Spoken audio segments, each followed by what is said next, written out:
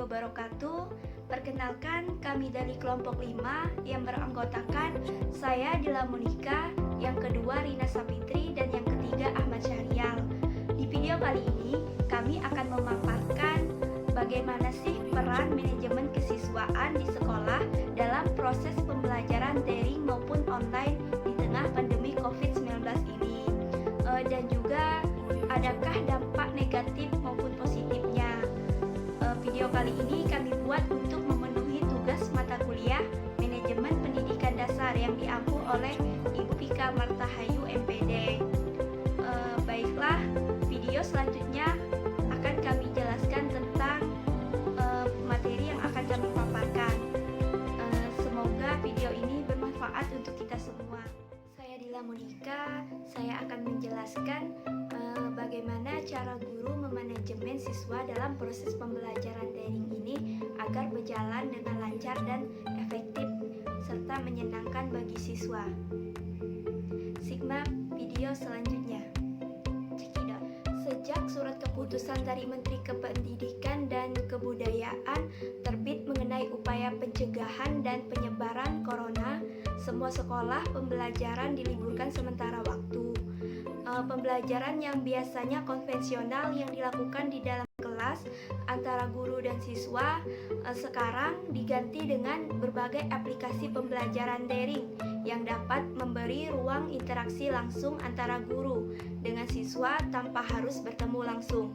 Nah, guru, siswa maupun orang tua dipaksa untuk beradaptasi secara cepat dengan metode daring ini karena jalan satu-satunya di tengah pandemi COVID-19 ini ataupun situasi seperti ini, metode daring merupakan salah satu yang paling tepat untuk dilakukan guru dalam proses pembelajaran seperti di kelas untuk siswanya, tapi ini melalui aplikasi-aplikasi tertentu.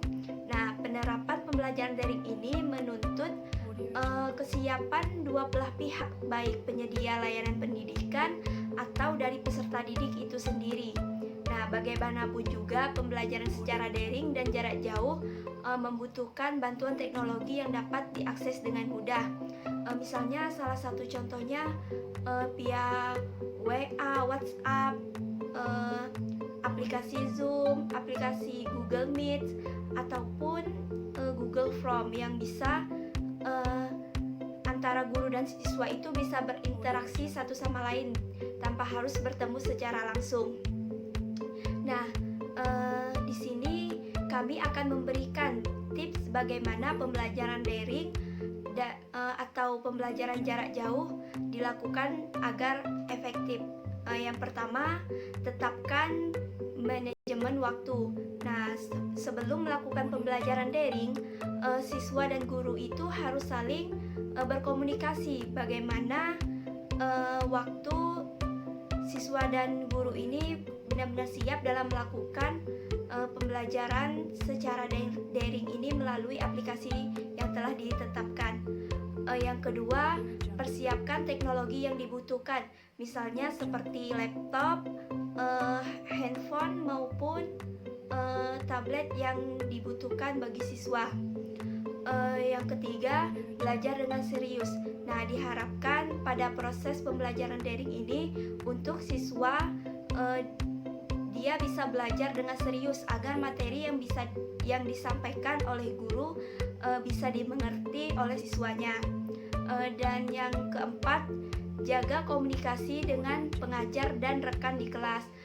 Misalnya dalam satu kelas itu lebih baik membuat suatu grup mengenai misalnya pembelajaran IPA. Nah, di situ mereka harus bisa menjaga komunikasi agar pembelajaran daring ini tidak ada yang ketinggalan maupun tidak ada yang tidak mengerti. Baik, hanya itu yang dapat saya sampaikan. Selanjutnya saya akan menjelaskan ataupun mencontohkan bagaimana pembelajaran daring yang dilakukan oleh guru dengan siswanya, misalnya melakukan dengan aplikasi Zoom untuk kelas tingkat atas, dan biasanya untuk kelas tingkat rendah ini hanya melalui WA yang di mana orang tua murid bisa mengawasi anak-anaknya dalam pembelajaran daring ini. Nah, pembelajaran daring ini misalnya pada kelas rendah saya sebagai guru memberikan materinya, terus saya mengirimkan materi ke WA orang tua dari murid yang kelas rendah ini, menyampaikan materinya untuk dipelajari di rumah. Nah, untuk kelas tinggi biasanya sudah bisa kita lakukan dengan misalnya aplikasi Zoom ataupun Google Meet yang bisa bertatapan secara langsung. Tetapi di sini juga harus diawasi oleh orang tua murid tersebut agar proses pembelajaran daring ini bisa berjalan dengan lancar.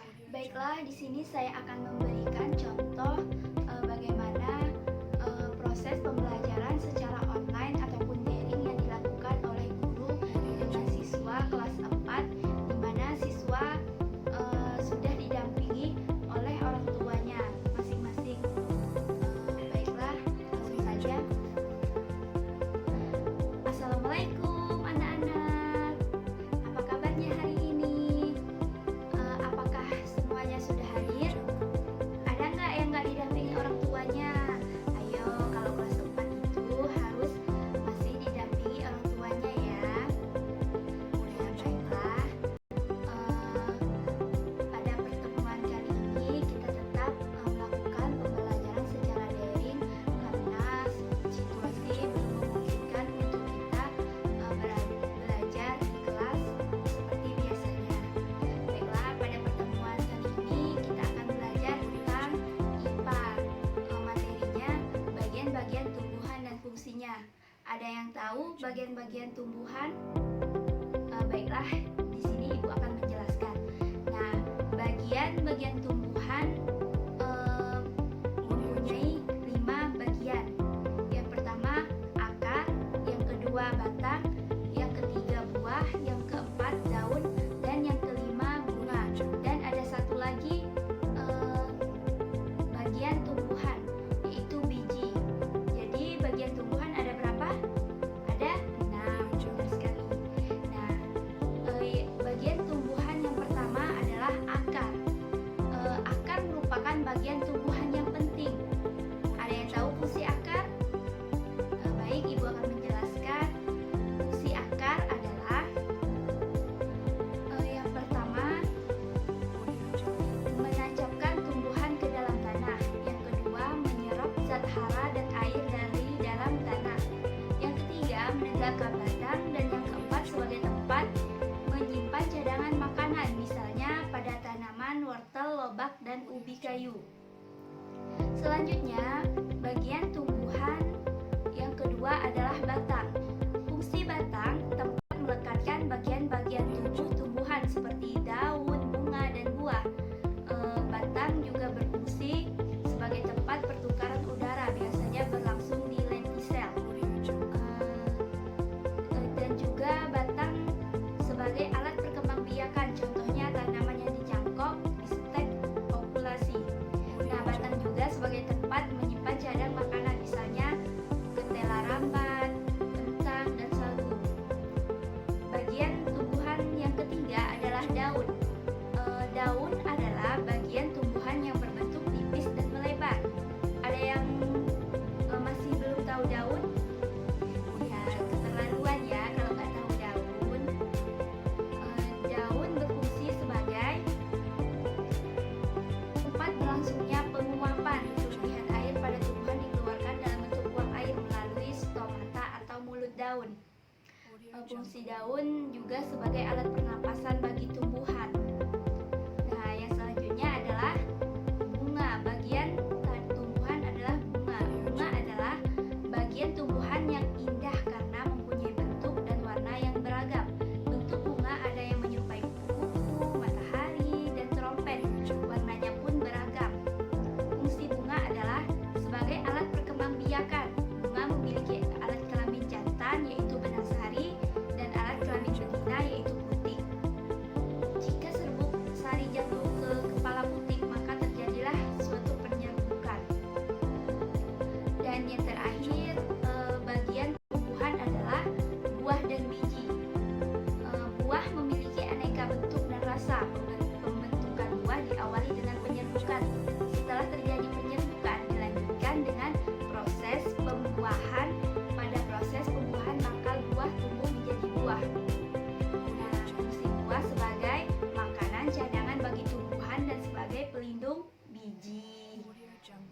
Yang terakhir, biji. Berdasarkan jumlah kepingnya, biji dibagi dua, yaitu biji berkeping satu yang disebut monokoptil dan biji berkeping dua yang disebut dengan dikotil. Nah, fungsi biji adalah sebagai alat berkembang biakan. Nah, bagaimana? Apakah sudah mengerti? Apakah ada yang ingin ditanyakan? Jika tidak ada yang ingin ditanyakan, kita akhiri proses pembelajaran secara online atau daring kita hari ini. Semoga anak-anak ibu mengerti apa yang telah ibu sampaikan dan semoga bermanfaat. Jangan lupa belajar, jangan lupa jaga kesehatan ya. Kalau mau keluar jangan lupa pakai masker, terus jangan lupa cuci tangan. Nah, baiklah, ibu akhiri. Wassalamualaikum warahmatullahi wabarakatuh. Baiklah, Assalamualaikum warahmatullahi wabarakatuh. Perkenalkan, nama saya Rina Sapitri, NIM 170141294. Baiklah, saya di sini akan menjelaskan daring, dampak negatif dan pembelajaran daring maupun online. Yang pertama, dampak negatif pembelajaran yaitu 1. Kurangnya efektif sistem belajar mengajar, dan yang kedua, belajar akan lebih sulit dipelajari materi yang telah dipelajarinya. Yang ketiga, kurangnya interaksi sosial antar teman atau guru dan pelajar. Yang keempat, pelajar lebih menggampangkan sistem belajar ini dan akibatnya mereka berusaha dalam mengambil pelajaran tersebut. Dan yang kelima, mereka dilupakan akan tugas yang diberikan oleh gurunya atau pematerinya tersebut. Assalamualaikum warahmatullahi wabarakatuh. Perkenalkan, nama saya Official NIM 170141313 dari kelas 6B Prodi SD. Nah, di sini saya akan menjelaskan dampak positif dari pembelajaran daring atau online. Yang pertama, guru dan siswa menjadi lebih mahir dalam menggunakan aplikasi online. Tidak hanya itu, dalam pembelajaran daring tersebut bisa membuat tangan menjadi lebih mahir dalam mengetik keyboard. Yang kedua, guru dan siswa menjadi tidak bosan ketika pembelajaran daring atau online dilakukan. Yang ketiga, biar belajar daring tersebut juga sangat seru dan santai karena bisa dilakukan dengan saja dan waktu kapan saja. Mungkin hanya itu. Assalamualaikum warahmatullahi wabarakatuh. Ingin menjelaskan bagaimana penilaian pembelajaran online. Yang pertama, penilaian pembelajaran online yaitu contohnya seperti tugas, topik yang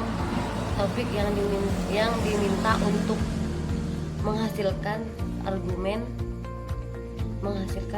dan pilihan yang telah ditetapkan.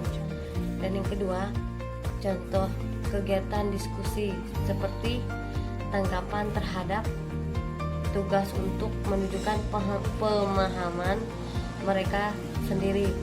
Yang ketiga, kegiatan jurnal, contohnya seperti pembelajaran yang berkelanjutan yang memberi kesempatan untuk merenungkan apa yang telah dipelajari. Dan yang keempat, ujian, contohnya seperti cara untuk menguji pembelajaran tersebut.